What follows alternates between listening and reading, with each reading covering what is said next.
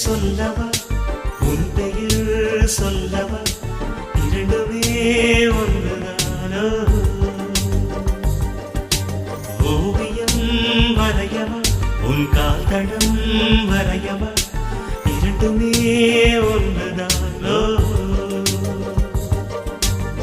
யார் அந்த ரோஜாப்பூ என் கனவில் மெதுவாக பூ வீசி போனாள் அவள் யார்